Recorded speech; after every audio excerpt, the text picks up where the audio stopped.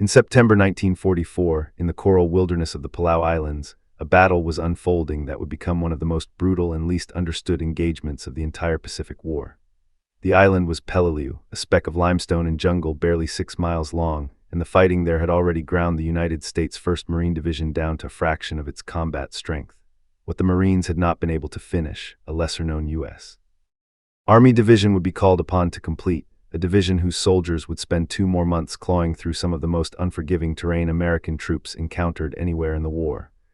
By the time it was over, Japanese defenders who had sworn to fight to the last man would leave behind a grudging, documented respect for the men of the 81st Infantry Division, the Wildcats. This is the story of how that respect was earned, cave by cave, ridge by ridge, in a place soldiers who survived it would later call one of the worst battlefields of the 20th century.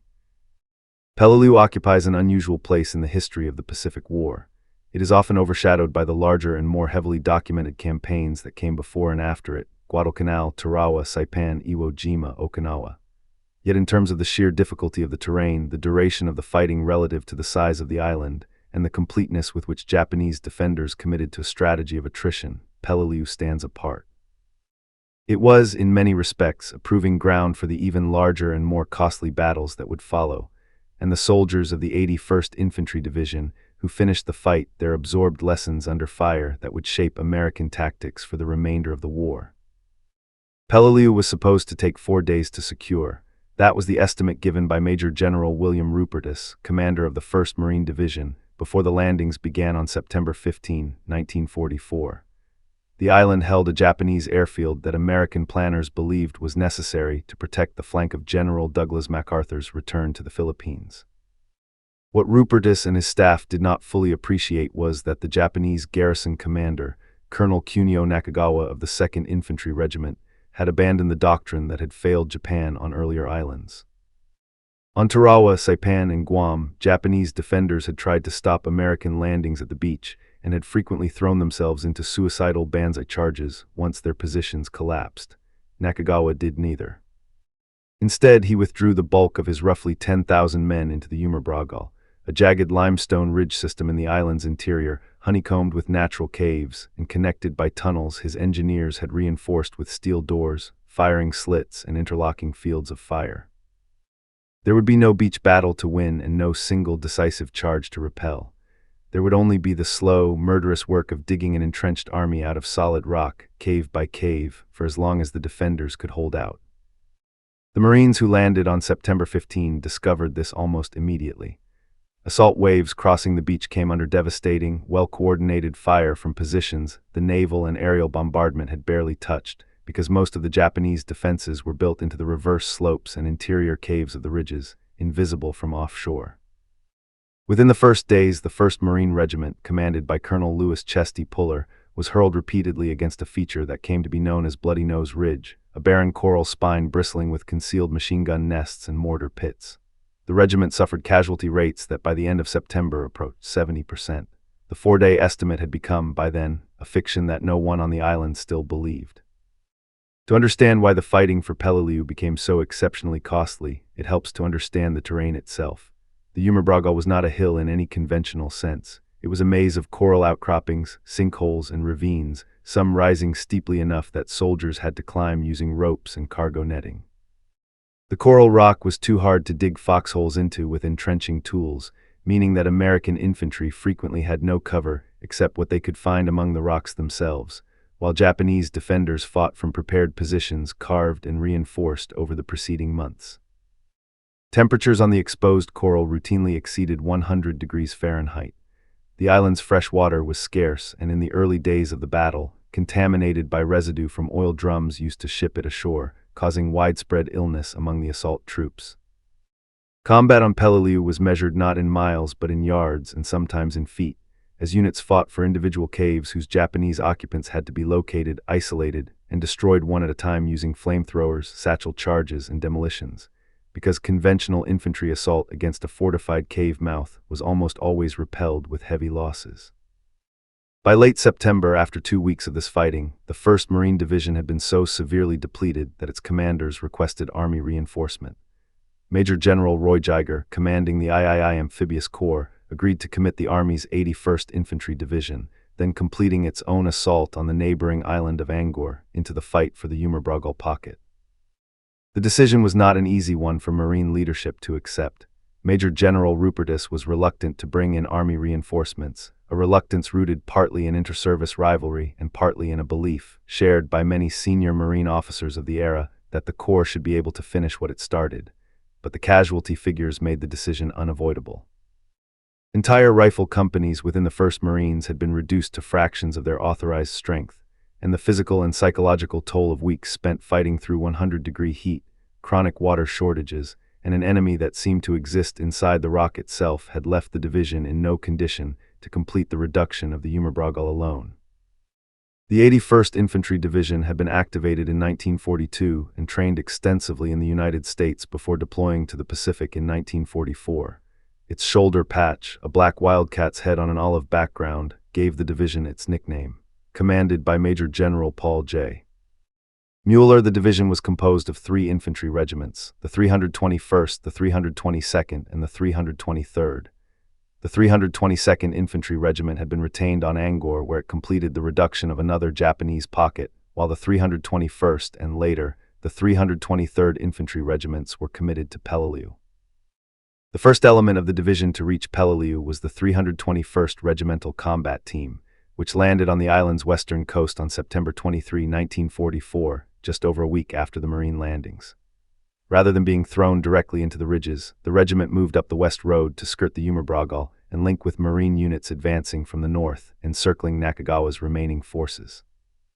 By September 26, this maneuver had sealed roughly 2,000 Japanese defenders inside a pocket measuring only about 900 yards long and 400 yards wide. A Space One American veteran later described as some of the most unpleasant terrain he had ever encountered. On the Japanese side, Colonel Nakagawa commanded the defense from a headquarters cave deep within the pocket, in radio contact with his superiors on Koror throughout the battle. His subordinate commanders, including Major Ushio Godu in the interior positions, directed the network of interlocking cave defenses that turned every ridge into an individual fortress. Nakagawa's own reports, later recovered and studied by American intelligence officers, revealed a defense built specifically to inflict maximum American casualties over the longest possible time, an explicit doctrinal shift away from the failed beach defense and banzai tactics of earlier Pacific battles.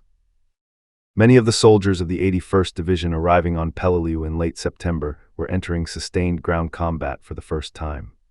The division had spent nearly 2 years training in the continental United States, in Louisiana and later in the deserts of California and Arizona, before deploying to the Pacific in the summer of 1944. Its baptism of fire had come only days earlier on Angor, a smaller island a few miles south of Peleliu, where the 322nd and 321st Infantry Regiments had overcome a Japanese garrison of roughly 1,400 men entrenched in similarly difficult terrain. That experience, brief as it was, gave the division's officers and enlisted men a foundation of combat knowledge that would prove essential when the far larger and more complex challenge of the Umberbrogel pocket was placed in their hands. Before the 81st Division took primary responsibility for the pocket, Marine units under Colonel Harris of the 5th Marines had already tried a range of tactics to break the defense. Frontal assaults against fortified ridgelines, the approach that had cost the 1st Marines so dearly on Bloody Nose Ridge, proved catastrophically expensive against an enemy who could simply withdraw into the rock and wait out an artillery barrage before reoccupying firing positions. Attempts to bypass strongpoints often left Japanese defenders positioned to fire into the rear or flanks of advancing American units from caves that had not been detected or neutralized. Colonel Harris personally flew a reconnaissance mission over the Umberbrogel on September 18 to assess the terrain his men were fighting through, and what he saw appalled him. Sheer coral walls honeycombed with caves, box canyons, crevices, and rock-strewn cliffs, all defended by well-concealed Japanese positions that conventional tactics struggled to locate, let alone destroy. It became clear to Marine and later Army commanders that no single tactical approach, not massed firepower, not infantry assault, not encirclement alone, would be sufficient. The pocket would have to be reduced methodically, position by position, using a combination of all available means. Naval gunfire and aerial bombardment, which had proven effective at suppressing beach defenses in earlier campaigns, achieved comparatively little against the Umberbrogel.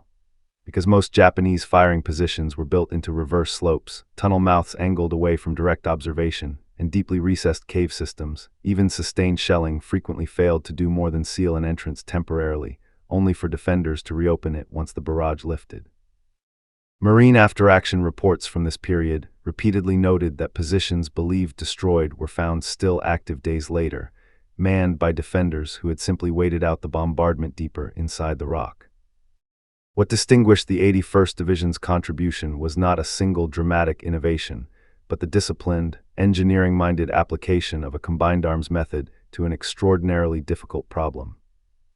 Major General Mueller's approach, which closely resembled tactics Colonel Harris had already begun advocating, was to tighten a ring of encirclement slowly and systematically, denying the Japanese defenders freedom of movement and resupply while reducing individual strongpoints one at a time, rather than attempting large-scale assaults.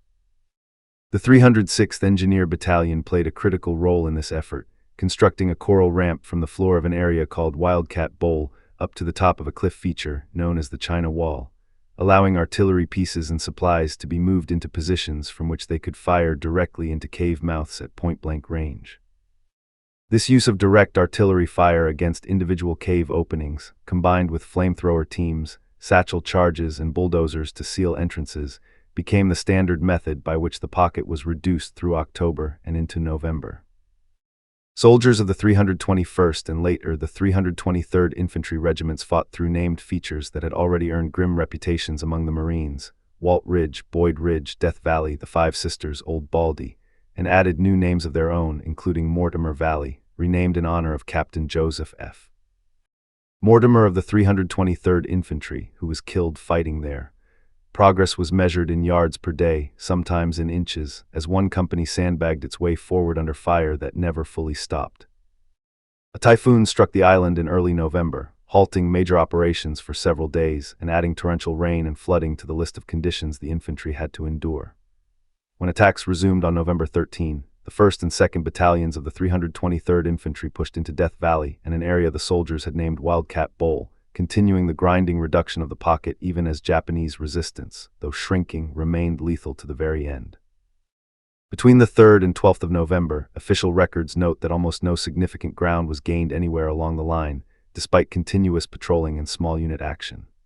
Company L of the 323rd Infantry, in one representative action during this period, gained only 25 to 50 yards in a full day of fighting, its soldiers sandbagging their way forward literally inches at a time under constant sniper and mortar fire.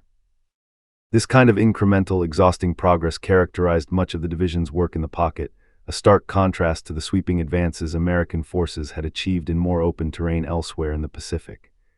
It was precisely this willingness to keep advancing under such conditions, day after day, with no dramatic breakthrough in sight, that later Japanese assessments of the battle would single out as remarkable.